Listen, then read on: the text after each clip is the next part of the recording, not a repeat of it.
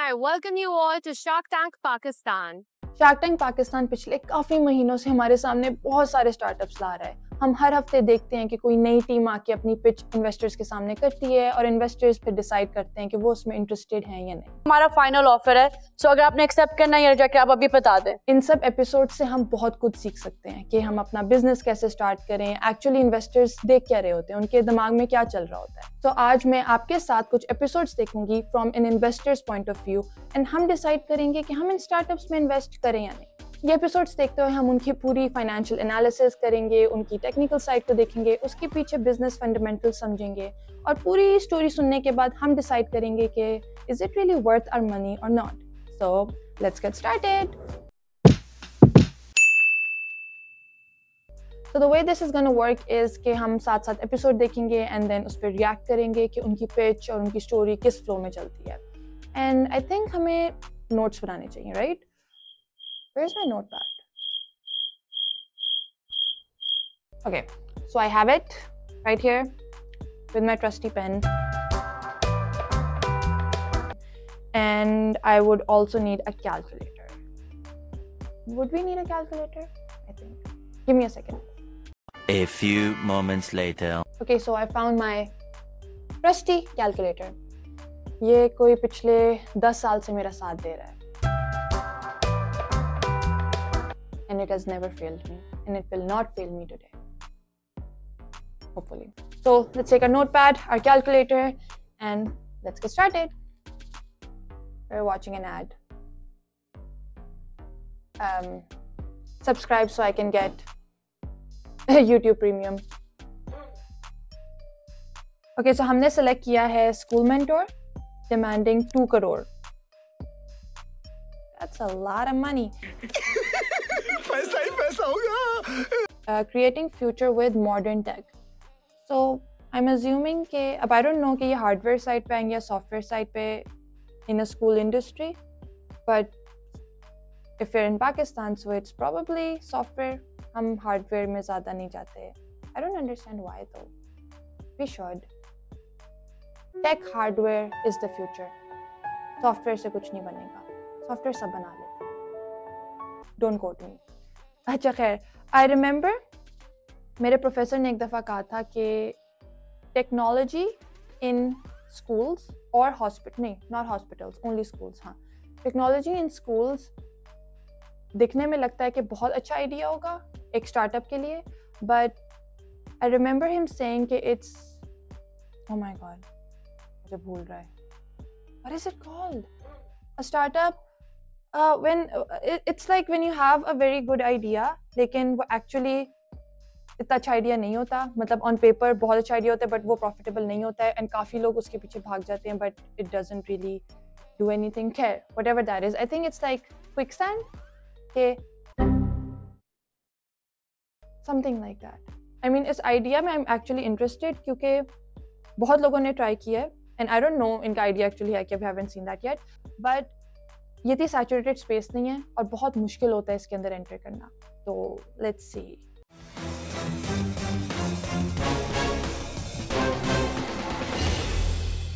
अस्सलाम वालेकुम शार्क्स, मेरा नाम सदफ मंसूर है।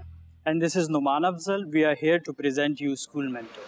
A little backstory: we are not only co-founders but former colleagues who survived and worked in Was that school supposed to be a franchise system joke? where we spent some time witnessing schools navigating through piles of missed lesson plans. Okay, so idea अभी तक नहीं आया, story थोड़ी सी पता चल गई है and शायद इतनी कम एनर्जी वाली पिच मैंने आज तक नहीं देखी। I mean they have zero energy. Maybe that's on purpose. School industry है, they're probably teachers. You remember teachers have like no energy? क्योंकि हमारे जैसे स्टूडेंट्स उनको डील करना पड़ता है। So we created School Mentor, which is all-in-one platform which does not only solve all of these problems, But it prevents them. imagine a world जहाँ पे The guy does not want to be. HR runs उसकी शक्ल देख, और आपकी marketing उसको ऐसा लग रहा है जबरदस्ती कोई उठा के लेके आया है। and accounts Okay, are no I more mean- a nightmare. School Mentors makes all of this possible and more. And here's the best part: School Mentor automates the whole academics. But there's a twist. अगर teacher ने अपना syllabus cover नहीं किया तो guess what?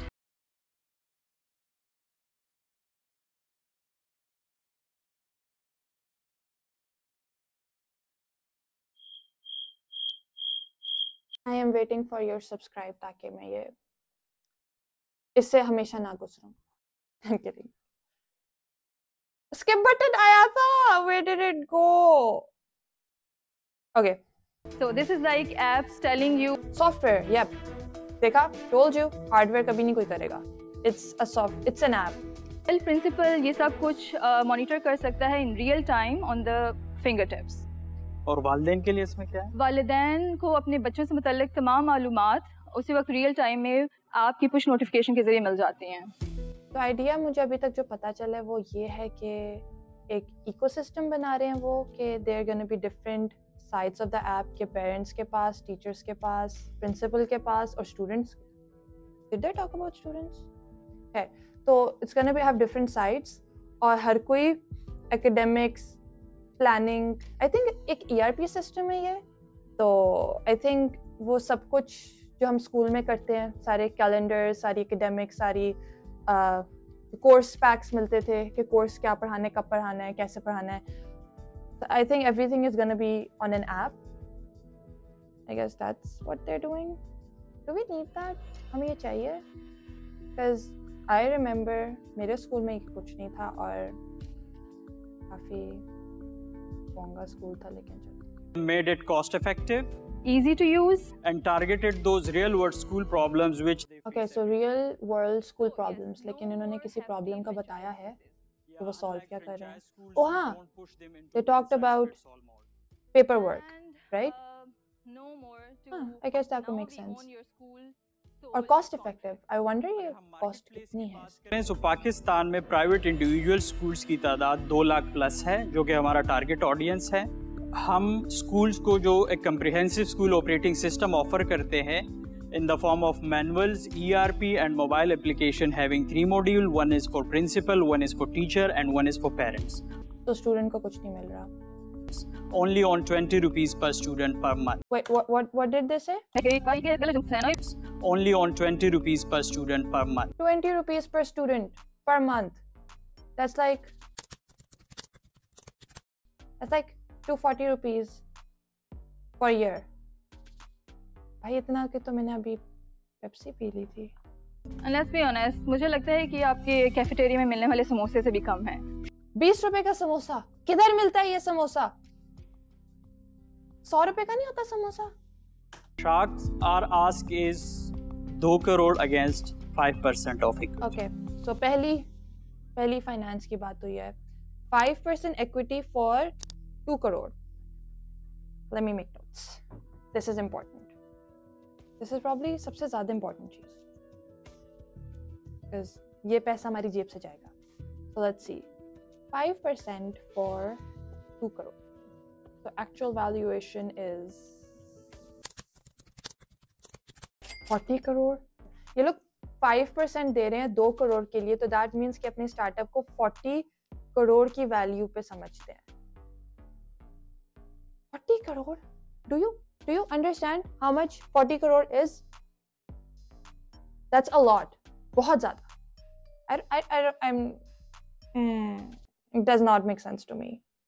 मतलब 40 करोड़ का software for schools और ये लोग सिर्फ 20 रुपए ले रहे हैं पर बच्चा, 240 रुपीज पर ईयर।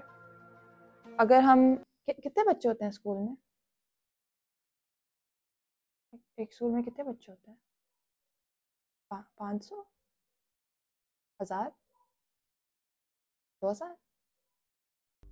अच्छा, हम बस एक स्पेसिफिक ऐसे स्कूल की बात करें जिसमें 1000 बच्चे होते हैं। आई डोंट नो ये बहुत बड़ा स्कूल है, ये बहुत छोटा स्कूल है। दैट में 2.4 लाख मिल रहा है इनको 1000 बच्चों के स्कूल से। आई डोंट थिंक 1000 बच्चे होते हैं स्कूल में, और अगर ये 200 स्कूल्स में भी जाते हैं, that's not a lot. So that means 4.8 crore. 4.8 अगर ये साल में ले रहे हैं with 200 schools, और that is assuming कि ये 200 schools तक पहुंचते हैं, which is I don't think ये काफी आसान काम है। तो 40 करोड़ की valuation bro, the math is not mathing. Thank you. अच्छा, सबसे पहले तो मैं आपका इकोसिस्टम समझना चाहूंगी। आपका एंड ऑनेस्टली इस पिच से मुझे नहीं What I understand, आपका ERP सॉल्यूशन है जो Very boring. यूनिवर्सिटीज इस तरह की pitch में plug नहीं into करनी। हो जाता है, और स्टूडेंट्स के लिए आपकी ऐप है। कुछ और है टेक इकोसिस्टम में? बेसिकली हमारा स्कूल ऑपरेटिंग सिस्टम है जिसमें हम academics, HR, accounts, administration, marketing और IT इन तमाम डिपार्टमेंट्स में। इनका आइडिया बेसिकली है क्या कि ये एक ऑपरेटिंग सिस्टम बना रहे हैं जो स्कूल में there is human resource, there is accounts जो फाइनेंस से संभालते हैं, और फिर एकेडमिक्स, टीचर्स का जो सारा स्केड्यूल और कोर्स वगैरह बनता है। तो ये जो सारे डिफरेंट समझो एक बॉक्सेस हैं स्कूल के, उसको वो एक में डाल के एक ऑपरेटिंग सिस्टम बनाएंगे कि समझे कि एक ऐप है जिस पे आप जाओगे और आपके पास सारी इंफॉर्मेशन होगी कि HR मतलब कि इस डिपार्टमेंट में कितने लोग हैं, इनकी डिटेल्स क्या हैं, अगर आपने किसी को कांटेक्ट करना है वो, आई थिंक उनकी पेरोल्स वगैरह भी उसमें होंगी, एंड देन उनकी एकेडमिक्स के अच्छा कौन कौन सी क्लासेस में क्या क्या पढ़ाया जा रहा है, उनके पूरे साल का क्या स्केड्यूल है, क्या क्या कवर कर चुके हैं, क्या क्या रह गया है, और फिर एकेडमिक जो कैलेंडर बनता है आई गेस वो भी होगा, पूरे साल में कौन कौन से इवेंट्स होंगे, कब एग्जाम्स हैं, कब नहीं है, इस तरह का सब कुछ। और वो इस सबको एक सिस्टम में बना रहे हैं जो डिफरेंट स्टेक होल्डर्स को नजर आएगा। जैसे वो एक अलग मॉड्यूल बनाएंगे फॉर पेरेंट्स, एक अलग for principals, and then another one for admin. अभी अलग इसीलिए क्योंकि पेरेंट्स को कुछ ऐसी इंफॉर्मेशन है जो पेरेंट्स को नहीं चाहिए और या कॉन्फिडेंशियल होती है, कि पेरोल्स वगैरह, जैसे अब पेरेंट्स को क्या फ़र्क पड़ता है टीचर्स को कितने पैसे मिल रहे हैं, तो पेरेंट्स को जो सामने UI नज़र आएगा उसमें उनकी शायद बच्चे की इंफॉर्मेशन कि वो किस क्लास में है, क्या कर रहा है, क्या पढ़ लिया, सब कुछ, होमवर्क क्या है, क्लास वर्क क्या था। जो एडमिन होगा उसको एक अलग मॉड्यूल नज़र आ रहा होगा, एक डिफरेंट इंटरफेस आएगा उसके सामने, कि क्योंकि उसको आई डोंट थिंक इतना फ़र्क पड़ता है कि बच्चे क्या पढ़ रहे हैं, उसको बस ये है कि पैसा कितना आ रहा है और हम कितना लॉसेस कर रहे हैं और न्यूज़ में क्या है एंड स्टफ लाइक दैट। और जो अकाउंट्स है उसको सिर्फ पैसों से लेना देना है, वो उससे डील करेगा, और HR को एक डिफरेंट ऐप नज़र आएगा। जैसे फॉर एग्जांपल जब आप InDrive इस्तेमाल करते हो, अब एज अ पैसेंजर आपको एक डिफरेंट चीज़ शो होती है, और जब आप ड्राइवर पे स्विच करते हो आपको एक डिफरेंट चीज़ शो करती है, क्योंकि आपको वही इंफॉर्मेशन चाहिए। तो इसी तरह ये डिफरेंट एक इकोसिस्टम बना रहे हैं जिसमें डिफरेंट लोग होंगे और वो आपस में कनेक्टेड होंगे एंड स्टफ।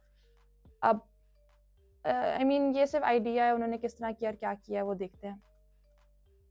और फिर एक पूरा प्लेटफॉर्म एज अ टूल हम उनको ERP में, जो स्कूल एडमिन के लिए होता है, प्रिंसिपल के लिए उनका मोबाइल ऐप है, टीचर्स के लिए उनका मोबाइल ऐप है। और कोई रेवेन्यू है आज, कोई क्लाइंट्स है जो आपने ऐप को डाउनलोड किया है? जी हमने 3 महीने पहले लॉन्च किया है मार्केट में, एंड वी आर हैविंग 50+ ठीक है। इन 50 स्कूलों में टोटल कितने स्टूडेंट्स हैं जो ये इस्तेमाल कर रहे हैं, और उससे आपको रेवेन्यू अभी तक आया है कुछ? यस सर, असल में इसमें ऐसे है कि जब हम उनको ऑन बोर्ड लेते हैं सो फिर उनकी ट्रांजिशन के लिए हमने 5 लेवल्स बनाए, उनसे 1 बाय 1 हम उनको गुजारते हैं। तो पिछले 3 महीने से अभी तकरीबन 20+ टोटली ऑन बोर्ड हुए हैं।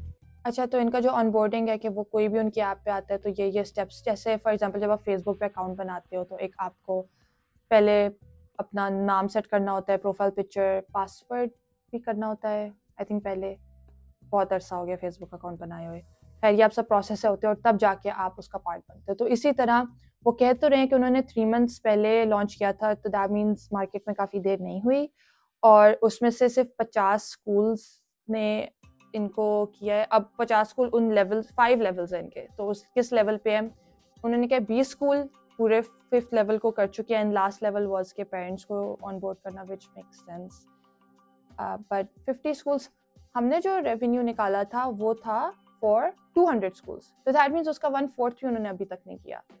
तो ये 40 करोड़ की वैल्यू काफ़ी सस्पिशियस लग रही है। कितने उन 20 में से कितने आपको पे कर रहे हैं अभी, और वो कितने स्टूडेंट्स के स्प्रेड अक्रॉस है? तकरीबन हमारी पर मंथ इस वक्त जो इनकम है डायरेक्ट जो हम 20 रुपीज़ से करते हैं, दैट इज़ 1.5 लाख रुपया। ओके वेट, 1.5 लाख, 1.5 लाख से per month, what does that make? 18 lakh. सोचो, आप 18 लाख साल में कमा रहे हो और आपने कह दिया है कि नहीं ब्रो, मेरी कंपनी तो 40 करोड़, मेरे को चाहिए 40 करोड़। कोई देगा पैसे? I would not. सॉरी, मैं आपको डायरेक्टली आपका वैल्यूएशन पे पहुंच जाती हूँ, क्योंकि आपका वैल्यूएशन जो आपने रखा है आस्किंग फॉर 2 करोड़ फॉर 5%, आप कहाँ से ये वैल्यूएशन नंबर निकाले हैं? क्योंकि नॉर्मली आपको पता है वैल्यूएशन जो रेवेन्यू है इससे एक मल्टीपल होता है, राइट? और आपके पास रेवेन्यू तो 1.5 लाख की है पर मंथ तो साल का 3 महीना हुआ ना, 3 महीना का रेवेन्यू। तो आप लोग का अभी तक कितना इन्वेस्टमेंट हो चुकी है इस कंपनी के अंदर? इसमें हमारी 50 मिलियन प्लस हो चुकी है जो हमने खुद से की है। ये कहाँ से आपने खुद लगाया है? खुद लगाया। और इक्विटी के भाई ने बूटस्ट्रैप किया हुआ है 5 करोड़ फिर भी 40 करोड़ यार, मतलब does not make sense। हमारे और कोलीग्स हैं उनके भी। किस तरह स्प्लिट है आपके अंदर? शी इज ओनिंग 10%, मेरी 50% है और रिमेनिंग 40% दो। और आप हो CEO? Yes, I am the CEO. मैं एक बार बेचारी को सिर्फ 10% दिया हुआ है। चाहता हूँ कि इसमें इन्वेस्ट करूँ। इसमें जो इशू नज़र आता है बार बार वो ये कि एक तो कंपेटिटिव प्रोडक्ट्स बहुत सारे हैं। मैं ये चाहता हूँ कि ऐसे बिजनेस में इन्वेस्ट करूँ कि टेक सेवी प्लेयर्स हों जो कि स्कूल चलाना जानते हो। अब जो इन्होंने बात की ना वो काफ़ी ज़रूरी है। अब स्टार्टअप में जब टीम की बात होती है तो टीम की अपनी एक्सपर्टीज़ क्या हैं, उनके आपस में लिंक्स क्या हैं, आपस में रिलेशंस कैसे हैं, वो बहुत ज़रूरी होते हैं। आई नो इन्वेस्टर्स जो इस बात को एक्चुअली नंबर 1 पे रखते हैं। आइडिया जैसा मर्जी हो, पैसे जितने भी मांग रहे हो, वो सब ना इस बात के सेकेंडरी आ जाता है।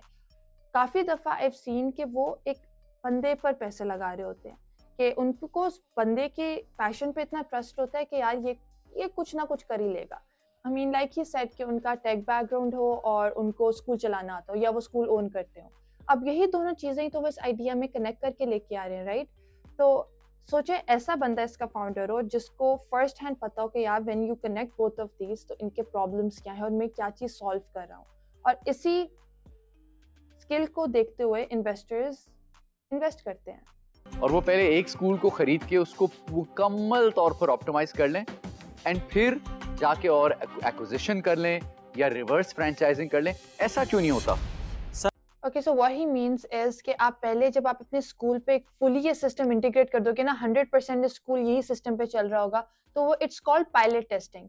आप एक रियल लाइफ एग्जांपल बना देते हो और वो इन्वेस्टर्स को भी कन्विंस करने में बहुत हेल्प करता है कि ये मैंने इधर अप्लाई किया था, यहाँ पे ये फुली 100% फंक्शनल है और मुझे यहाँ से इतने इतने रिटर्न्स मिले हैं। तो जब आप इन्वेस्टर्स के पास पैसे मांगने जाते हो तो इट्स लाइक एन एग्जांपल कि आप दिखाओ यार ये मैंने किया है, ये रिटर्न्स मिले हैं, मुझे इतने पैसे चाहिए, आपको ये रिटर्न्स मिलेंगे। और जब ये पायलट प्रोजेक्ट आपको नजर आ रहा है कि काम कर रहा है एंड इट्स प्रॉफिटेबल, तो आप इसको और जगह एक्सपैंड कर लेते हो and then you can just multiply कि यार एक पे इतना काम किया था तो if I multiply this to 100 more schools तो इतना ज़्यादा प्रॉफिट मिलेगा। और हमने एग्जैक्टली यही किया है। मेरे इस वक्त अल्हम्दुलिल्लाह अपने 3 खुद के स्कूल्स हैं। वो स्कूल इसमें तो शामिल नहीं है। अच्छा, तो नुमान भाई के 3 स्कूल्स हैं, दैट मींस कि वो 20 स्कूल्स में से 3 स्कूल्स इनके हैं, तो सिर्फ 17 स्कूल से रेवेन्यू आ रहा है, या ये 3 स्कूल्स उसमें नहीं है? Let's see. इसमें उसमें ज़ाहिर शामिल है। इस वैल्यूएशन में 3 स्कूल भी शामिल हैं? यस। नहीं, मेरे अपने वाले नहीं है। और कोई स्कूल हैं जो शामिल हैं ऑपरेशनली, या सिर्फ इसकी जो टेक और टेक का रेवेन्यू शामिल है? नहीं, ऑपरेशनली भी शामिल है और रेवेन्यू में भी शामिल। बट वो स्कूल तो नहीं शामिल ना कि अच्छा ये स्कूल हम चलाते हैं और उसकी फीस भी अंदर गिरेगी रेवेन्यू वगैरह? नहीं, वो हम स्कूल नहीं उठा रहे होंगे। We are dealing them as our client. इस साल कितना रेवेन्यू होगा और कितने स्कूल होंगे? अगले साल कितने? उससे अगले साल कितने? सर, इस साल जो हमारा टारगेट है 1000 स्कूल्स का है। हमारा दिसंबर तक आप बोल रहे हैं? दिसंबर तक, अगले 2 महीने। अभी 20 है। नहीं, ये जो मार्च में सेशन शुरू होता है अपकमिंग मार्च तक, स्कूल का मार्च टू मार्च। ठीक है, मार्च टू मार्च, मार्च 25 तक 1000 स्कूल पे होंगे। रेवेन्यू कितना होगा साल का? 1000 स्कूल्स को हमने ऑन एवरेज पर स्कूल जो स्टूडेंट काउंट करते हैं that is 250। So 1000 into 250 into 20 rupees, ये हमारी डायरेक्ट इनकम है। इनडायरेक्ट हम एडमोब और एडवर्टीजमेंट हमने अपने मोबाइल ऐप में सेक्शंस रखे हैं, वहाँ से भी हम जनरेट करेंगे। दूसरे साल कितने स्कूल्स होंगे? दूसरे साल के लिए हमारा प्लान ये है कि हम 20,000। ओके, तो अब ये बंदा कह रहा है कि अभी उनके पास 20 स्कूल्स हैं, 5 महीने में इनके पास 1000 स्कूल्स हो जाएंगे, विच इज 50 टाइम्स, और फिर 1 साल बाद, उसके 12 महीने बाद वो 20,000 हो जाएंगे। मतलब ये नंबर्स कोई सेंस बनाते हैं आपको कि 20 से 1000 और देन 20,000, और 2 लाख अगर उससे स्कूल कहा था कि पूरी मार्केट में है, तो दैट मीन्स 10% मार्केट शेयर इनके पास आ जाएगा as a tech startup. I don't, पहले आप 40 करोड़ बोल रहे हैं और फिर 10% जो मार्केट शेयर है, पहले साल 1000 होंगे, दूसरे साल 20,000 होंगे। यस, जबरदस्त। सो उसके लिए जो प्लानिंग है, तीसरे साल भी बता दें।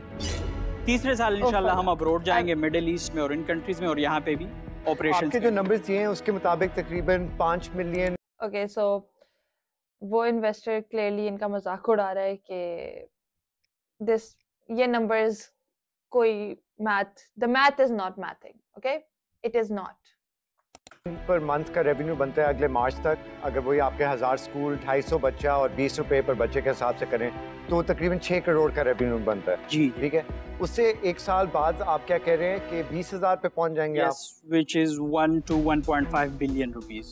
अच्छा, तो 1.5 billion rupees per annum, that means 125 एक महीने में। अब 40 करोड़ का फिगर समझ आया भाई की कोई मैथ नहीं चल रही। पहले वो 1000 से 20,000 स्कूल्स बनाएगा और फिर इसीलिए उसने अपने स्टार्टअप को 40 करोड़ रखा है पर एनम। क्या 2 अरब की सेल? अच्छा, महीने की। और आपने कहा है कि ये 200 स्कूल्स पे आपका ब्रेक इवन हो जाएगा राइट नाउ, क्योंकि हम में से कोई भी सैलरी भी नहीं ड्रॉ। और समझो, अच्छा, मतलब ये कह रहे हैं कि उनका ब्रेक इवन हो जाएगा 200 स्कूल्स में। ब्रेक इवन का मतलब है कि जब जितने आप पैसे रेवेन्यू में ले रहे हो और जितनी आप कॉस्ट दे रहे हो वो दोनों इक्वल हो जाती हैं। दैट मीन्स कि आपका प्रॉफिट 0 है, कि इसके बाद आप जितना पैसा बनाते हो वो आपके प्रॉफिट्स बनते हैं। तो अगर 200 स्कूल्स में इनका ब्रेक इवन हो जाएगा तो 1000 स्कूल्स में तो काफी प्रॉफिटेबल हो जाएंगे। पहले साल का जो है वो साल का 6 करोड़ का रेवेन्यू आएगा और दूसरे करोड़ का 200 करोड़ का आएगा। मतलब वो कह रहे हैं अल्लाह उन्हें, मुझे कम लग रहा है, मुझे लग रहा है 400 करोड़ तक रेट हो सकता है। मैं डिसीजन बना चुका हूँ, ये 1000 से 20,000 पे जाना ना साल के अंदर, ये मुझे समझ नहीं आता जो चीज, मतलब आई थिंक नुमान भाई थोड़ी सी छोड़े हैं, थोड़ी सी। अभी पहले तो 1000 पे पहुंच जाओगे, वो भी बहुत बड़ी फायर है, और 1000 के बाद 20,000 तो बिल्कुल ही कोई अलग किस्म का रॉकेट है। तो ऐसा कोई मुझे पोटेंशियल नजर नहीं आ रहा, क्योंकि it doesn't sound realistic. So for that reason I am out, but I wish you all the best. और बाकी मैं भी मेरा फैसला बता देती हूँ। Look, actually आपने आए और आने से पहले भी मैंने ब्रांड देखा और बोला, You can clearly see कि एक इन्वेस्टर ने देखा कि यार मेरे सामने 4 नंबर्स आए हैं और वो 4 नंबर्स कोई सेंस नहीं बन रही, एमी 5 जीरोस लगाए हुए हैं साइड से, तो वो फौरन पीछे हट गया है।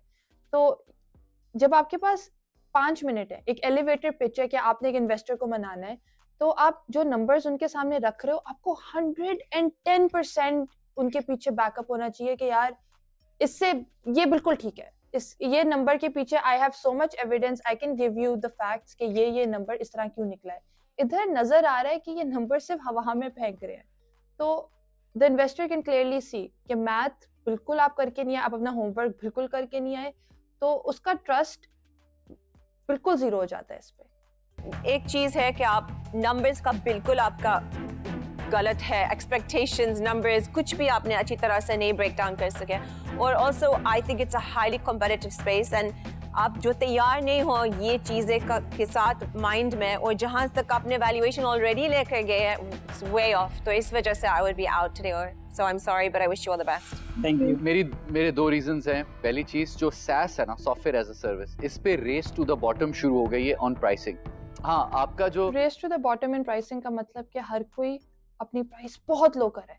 जैसे जब आपने देखा कि इतने ज्यादा टेलकोज आगे थे, ये जोंग, जैज, वारे, टेलिन और ये सब आगे, तो एकदम से प्राइसेस बहुत डिक्रीज हो गई कि हर कोई प्राइस पे खेलना शुरू हो गया कि हम कस्टमर को सबसे लोएस्ट प्राइस देंगे, और वो कस्टमर उनका हो जाता था। मुझे ये 2 करोड़ की मैं अगर आपको ऑफर करता हूँ तो मुझे इसके अगेंस्ट 40% इक्विटी चाहिए होगी। 40% इक्विटी वो 5% दे रहे थे और इसने कहा नहीं मुझे 40% चाहिए। अच्छा, जो इक्विटी इज के अगर आप 100% देखो एक कंपनी का, तो इक्विटी इज के मैं कितना पोर्शन में ओन करूं। जैसे फॉर एग्जांपल अगर मेरे किसी कंपनी में 40% है तो I own 40% of that company. Okay, तो इन्होंने कहा कि आप 2 करोड़ दो और हम आपको अपनी कंपनी का 5% दे देंगे। इसने कहा ना, नो ब्रो, मुझे 40% चाहिए, which is like 35% more than what they offered.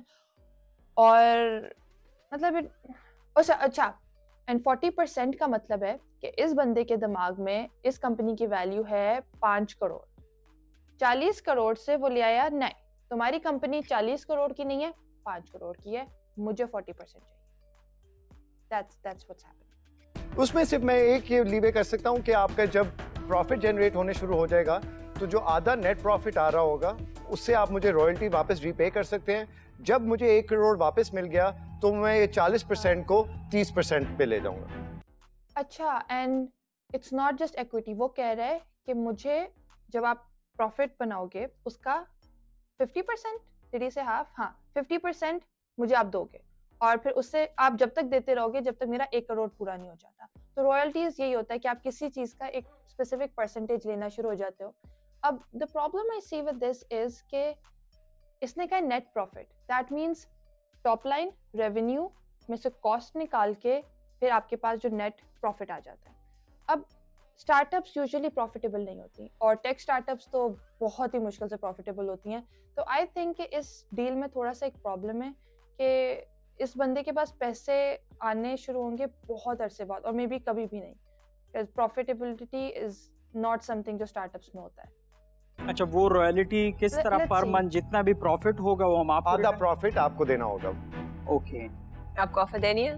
Rabeel ने इतनी एग्रेसिव ऑफर दी है कि हम सोच रहे कि हम क्या करें। आप आ जाओ, साथ आ जाओ उसमें, because you have a clear like you know education के अंदर वो मैंने रबील और मैं 2 करोड़ को आधा आधा कर रहे हैं। सो 1 करोड़ मैं दूंगी, 1 करोड़ वो, 20% इक्विटी मेरी होगी, 20% इक्विटी रबील की होगी। मगर रबील ने सजेस्ट किया था कि वो नेट प्रॉफिट से रॉयल्टी निकालेंगे 50%, ठीक है। मैंने उसको चेंज करना है क्योंकि टेक स्टार्टअप्स कभी भी प्रॉफिटेबल जितना भी हमारा दिल चाहे 3-4 साल तक नहीं होंगे, स्पेशली इम्प्लीमेंटेशन कॉस्ट में डेवलपमेंट कॉस्ट लगेगी, जितना भी आप कह रहे हैं कि नहीं लगेगी, लगेगी। तो we want 5% on the top line from royalty deals. What that means is कि आपके रेवेन्यू से हमें 5% चाहिए। मैंने अच्छा, तो I mean this makes more sense कि वो अब कह रही है कि नहीं मुझे प्रॉफिट से नहीं, क्योंकि प्रॉफिट्स तो शायद बहुत अरसे तक ना आए, मुझे रेवेन्यू से चाहिए, क्योंकि रेवेन्यू वो पैसा है जो हमें मिल रहा है एट ऑल टाइम्स। जो हम कह रहे हैं ना कि 20 रुपए पर स्टूडेंट हम लेंगे, वो रेवेन्यू है। तो जितना ज्यादा रेवेन्यू आएगा उसका 5% वो लेगी। मैंने कॉल करनी है। अच्छा हाँ, आप करें। अब आई डोंट नो ये लोग क्या बात करने जा रहे हैं, क्योंकि इन्होंने आस्क किया था फॉर 5% और इनको जो ऑफर आई है दैट इज फॉर 40%। तो अगर जो आप मांग रहे हो उसके अगेंस्ट आपको इतनी डिफरेंस के बाद आपको कहते हैं यार नहीं मुझे 40% चाहिए, why would you ever listen? That means that is a very clear indication कि इनका जो 5% था वो ही खराब था। Welcome back. मैम, अगर 2 करोड़ के अगेंस्ट हम 20% with 5% रॉयल्टी, आप लोग 20% पर करें तो आधा हम नीचे जा सकते हैं 36% तक। अब देखो वो लोग 40 से 36 पे गए, ओनली 4%। आई मीन स्टार्टअप की दुनिया में 4% भी बहुत बड़ी बात है। एंड विद 36% ये लोग वैल्यूएशन रख रहे हैं आई थिंक अराउंड 5.5 करोड़। तो वो 5 करोड़ से 5.5 तक आ गए। 18. Okay, deal done. ये क्या हो रहा है? ये डील क्यों हुई है ब्रो? तुम डू यू अंडरस्टैंड कि आप किसी को 5% दो या फिर आप किसी को 36% दो, उससे आपकी अपनी ओनरशिप कितनी डाइल्यूट हो रही है। मतलब numbers were wrong, the negotiation was wrong, the pitch बहुत बोरिंग थी, मुझे नींद आ रही थी। अब वो बंदी क्या करी, इसीलिए उसको 10% दिया है, उसने पूरा टाइम कुछ नहीं बोला। Did you see? उसने सिर्फ शुरू में अपनी जो प्रिपेयर्ड रटी हुई स्पीच थी वो बोल दी और उसके बाद वो चुप, इसीलिए उसको 10% दिया हुआ था, उसने कुछ नहीं बोलना था। खैर, लेट्स वॉच अनदर एपिसोड।